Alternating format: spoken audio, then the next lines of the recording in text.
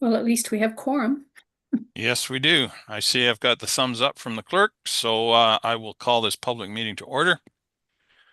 This is a public meeting concerning proposed zoning bylaw amendments pursuant to Section 34 of the Planning Act. We have two files to deal with this morning. We have C25-25 for Cleon and Martha Martin, and we have C26-26 for Sunny James Smart. Any person or public body is entitled to attend the public meeting and make written or oral submissions in support of or in opposition to any of the proposed zoning bylaw amendments. Written comments should be submitted to the clerk, Lindsay Green. Please be aware that planning reports will be presented to council when the applicable bylaw is presented for consideration at a council meeting. No person or public body shall be added as a party to the hearing of the appeal unless, before the bylaw was passed, the person or public body made oral submissions at a public meeting or written submissions to the council, or, in the opinion of the tribunal, there are reasonable grounds to add the person or public body as a party. Anyone wishing to file a notice of appeal is encouraged to seek legal advice on your appeal rights, given recent changes to the Planning Act because of Bill 185. So the first file this morning, as I indicated, is C25-25 for Cleon and Martha Martin.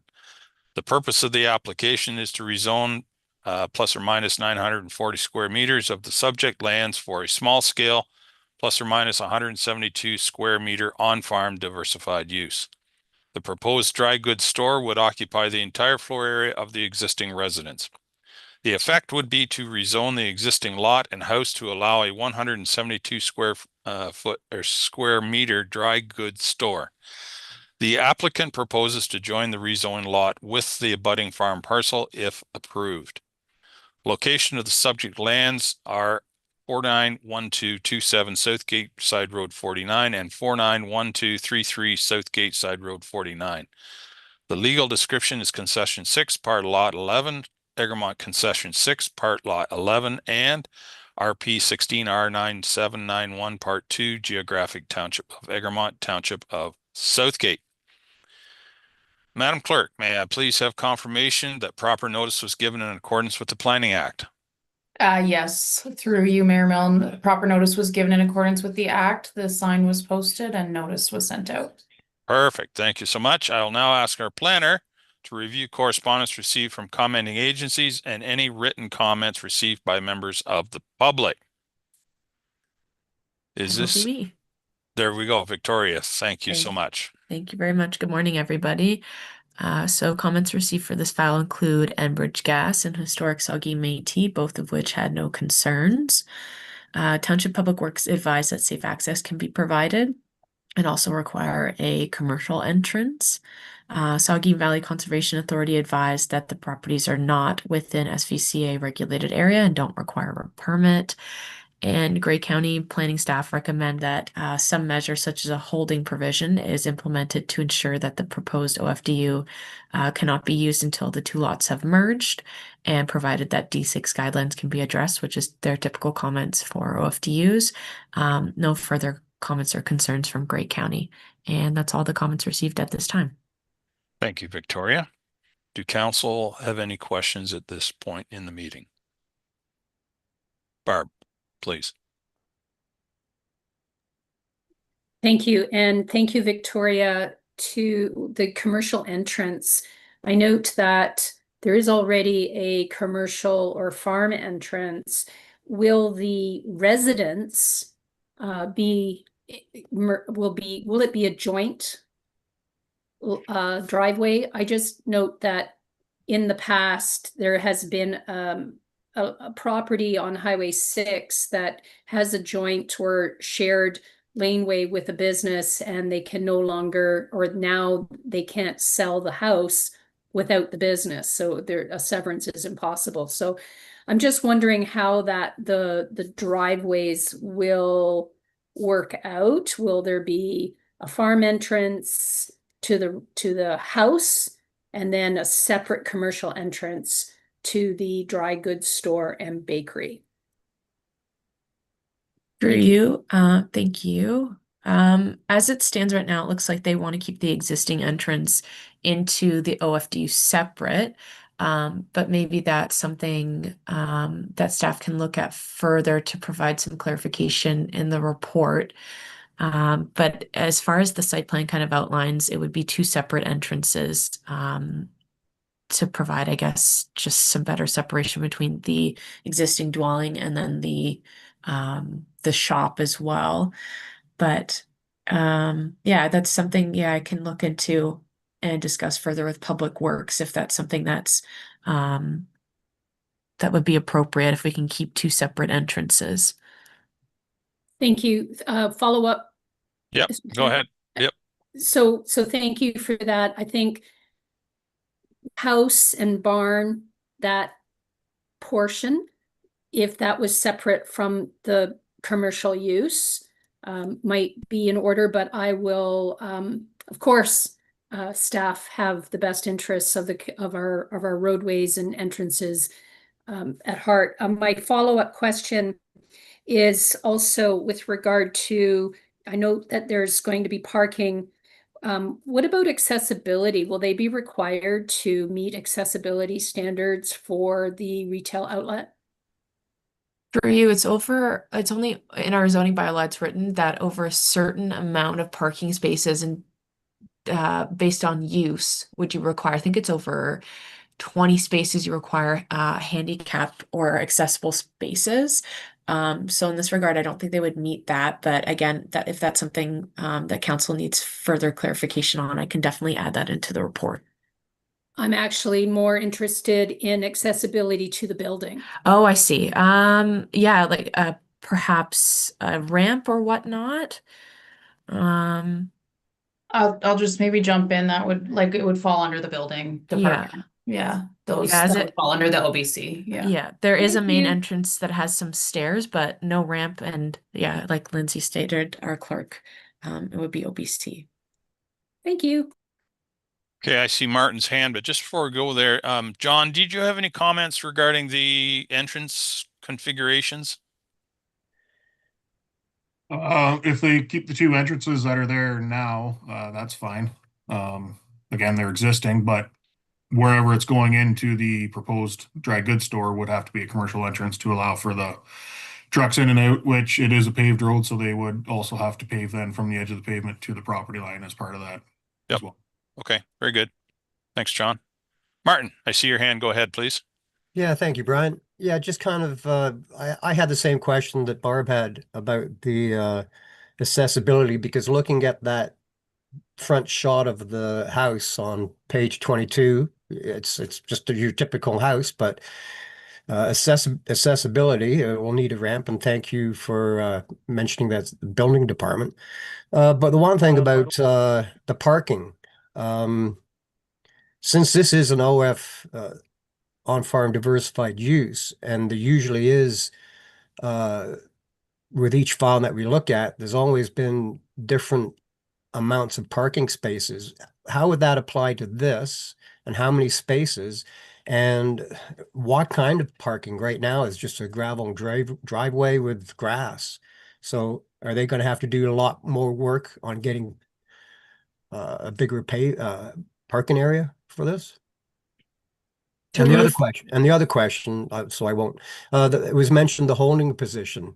They can't really do anything until it's combined, but does that facilitate, can they still actually work on the renovations until that time? That's something that the applicant might want to know. Through you, Okay. yeah, to address your parking questions first. So it's typically how we feel appropriate, how many parking spaces they will propose for their shop just to accommodate the workers on site. So they've proposed about 3 parking spaces. So, and then they have an area for a small truck to come in as well. I believe as long as they have some existing parking anyways for the residential dwelling. So if staff feels like the proposed 3 parking spaces is sufficient as well as the applicant, then there shouldn't be an issue with parking. In terms of grading, I don't believe there needs to be anything additional to the grading, but again, I can take a look on Google Earth and see what the site looks like, and if maybe there should be some further land dedicated to the parking, but as I've kind of noted, the applicant proposed 3 spaces. So if that's what they feel like is appropriate and available, then staff can definitely look into that further. And then your second question, apologies, it was if you can repeat that for me. Relating to the holding. Thank you. Yeah, the holding provision. That's something, yeah, Bill and I can discuss further for the report writing. That's just a recommendation from the county just to ensure that the 2 lots are merged, but staff felt it was more appropriate to first apply for the rezoning rather than go through merging both the lots and then try to rezone and then not be approved for the rezoning if that would happen. So in this case, yeah, staff can discuss that internally if we feel like a holding provision could be something that would be beneficial. And then they would have to apply for or proceed to committee with a cancellation certificate if the rezoning was approved. And then that's something the applicant's agent is, I believe, aware of the holding provision recommendation. They receive county comments as well, or they're posted on the website under the application, but I can discuss that with the agent as well, and then planning staff internally as we kind of write the report and see if that would be appropriate going forward. Okay, thank you. So I guess follow-up, my question about the holding, are they still allowed to renovate this house because the whole place is going to be used for the shop? Are they allowed to work on it before all that, or does that work have to come after everything's signed and dotted and everything's okay? Because they obviously want to get this little dry goods shop going, so just wouldn't want to see them Through you, I to do believe, anything. So yeah, internally, I don't think there's any issue, but if they were doing external works, I believe the holding provision would have to be lifted before they can proceed with anything.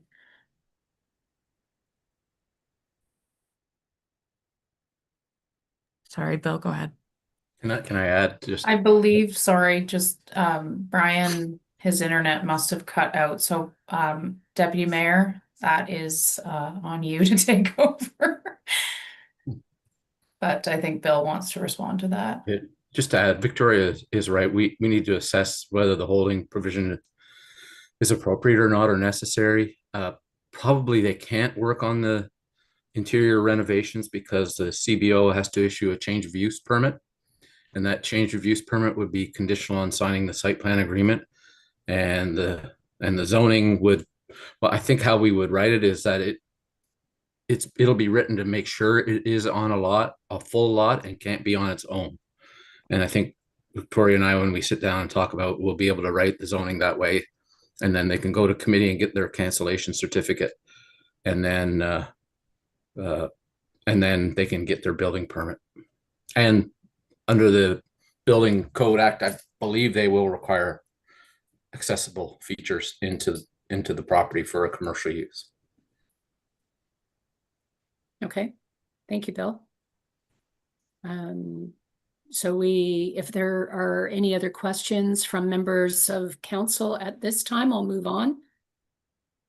And I'll ask if the applicant or agent is present, please identify yourself, state your name for the record, and would you like to make any further information regarding your file? Hello, that would be me, Cleon Martin. Hi, Cleon. Yes. Did you want to add anything? Well, first of all, I want to thank everyone for participating. This all sounds like it was handled very thoughtfully and reasonably. I wasn't quite clear on the last. There's no further internal procedures to go ahead before we have this change of use in place. I'm just asking it as a question. Sure. I can go back to Bill. Yeah. Can you hear that, Bill? Yes, and the only other internal procedure is the cancellation certificate that Victoria mentioned, that basically, and Yes, a cancellation certificate if needed. That lot has been there a long time.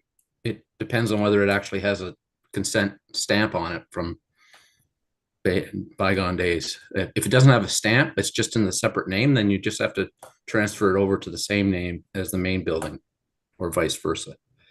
So yeah, there will be one more internal process, and that's joining the lands, however it's done. But it's not a cumbersome process. The main thing would be achieving the zoning that you need first, because you don't want to merge the lots if they're not going to approve your rezoning. So thanks, Bill. And Cleon, I think because for anyone listening, the home was previously owned by someone else. I suspect that the Martins have acquired the property, and when you acquire another lot, oftentimes if they're in the same name, they will merge on title. Bill, if I'm not mistaken. But as you say, Cleon, I think it's just a matter of making sure that the commercial use is permitted before you merge those on title. Yeah. Okay.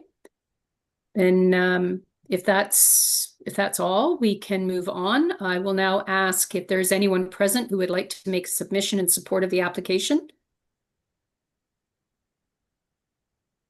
I don't see anyone unmuting. I will now ask if there's anyone who'd like to make a submission in opposition of the application.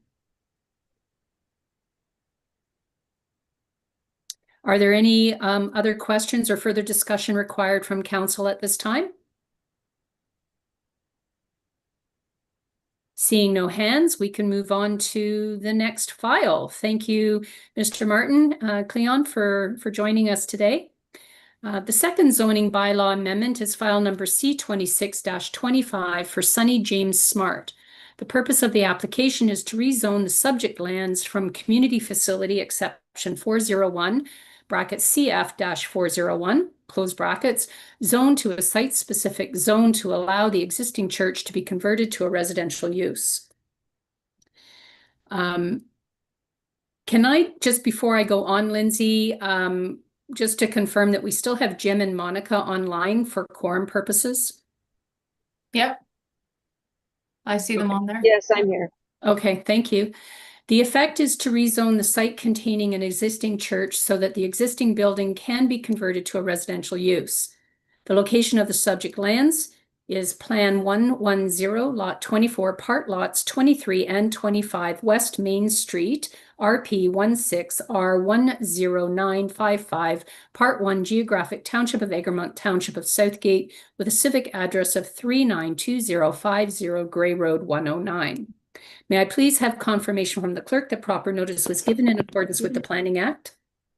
Yeah, through you, Deputy Mayor, proper notice was given in accordance with the act. The sign was posted and notice was sent out. Wonderful. I'll now ask our planner, Victoria Mance, to review correspondence received from commenting agencies and any other public comments that may have been received. Victoria? Thank you. Okay. So comments received included Historic Saugeen Métis, who had no concerns. Township Public Works stated that safe access also can be provided, and entrance and road standard requirements are under Grey County jurisdiction. Saugeen Valley Conservation Authority had no concerns, and a permit is not required for conversion of the building for residential use. Grey County has not done a fulsome policy review, but include that Grey County Ecology, Housing, and Transportation staff do not have any concerns with the subject proposal. And lastly, a public comment was received and stated their support of the proposal and encouraged both residential and commercial uses in the area. And that's all comments received at this time. Wonderful. Thanks, Victoria. Are there any questions or discussions from council at this time? Oh, welcome back, Brian. Would you like to continue to chair the meeting? No, you carry on, Okay. please. You can note that Brian hasn't managed to get reconnected. Welcome back. Are there any questions? We are currently on C26-25, Sonny James Smart, the conversion of the community facility to residential use. I don't see any comments from council at this time. I'll now ask if the applicant or agent, I see that Sunny Smart is online. If you'd like to unmute and provide any representation on your application, it's not required, but you're here and we welcome you. Good morning and thank you, everybody. Yeah, it's been a good experience actually, learning all this stuff, and I look forward to changing the building over. I do have one comment. I was hoping to make it into 2 apartments, one for my son upstairs and then one downstairs. So I don't know if that affects the actual zoning. It probably does, like for an apartment use or whatever. So that'll be in the future goals for me. You've seen the roadway allowance or the laneway. Got all those proposals in. We're also working on. I'm working with CMT to develop a new septic system for the property. So at some point in time, we'll be putting that in for a proposal and acceptance, and a new well. So there'll be some things coming before we really get into a lot of renovating and bringing the building forward. But that's some of where it's going, and where we want to be hopefully in the future. Obviously, the weather shut us down in the fall, so we're right into the heavy snow. So it'll be summertime, summertime when we get back to more planning on the building. Well, thank you for joining us, Mr. Smart. May I call you Sunny? Yes, please. Great. There is work to do, and all of that you won't need to come back to us for septics or wells, unless there's variances required. But the building department, I'm glad to hear that the planning department and the building department are working well. We welcome you to Holstein and our early winters. So we will carry on. Well, Is there thank you. anyone? I've actually been a resident of the area since I was born, 72. Oh. So yeah, we've got a farm out on the 12th concession of Egremont. Oh, So, yeah, okay. I'm very familiar. We used to skate on that pad out back in that church when I was a child. So Oh, so you lots of history there. You do have history. Yeah. And certainly we do have additional residential units permitted within residential use. So this is your first step. We'll look forward to our planning department looking after you. Awesome. Thanks. So I will now ask if there's anyone present that would like to make a submission in support of this application. I don't see any other guests online, so I will now ask, is there anyone present who would like to make a submission in opposition? Again, I don't see anyone online. I will now ask if there are any further questions or discussion required from council. Then I can declare this public portion of the meeting adjourned at 10:54 a.m. Thank you all for joining. Thank you. Oh, I guess I need a mover and seconder, Lindsay, to adjourn? No? No, I didn't think so. It's public meeting. I Terrific. couldn't remember. I had to look. No, we're good. For those who are driving out in this weather, Monica and Jim, do be safe.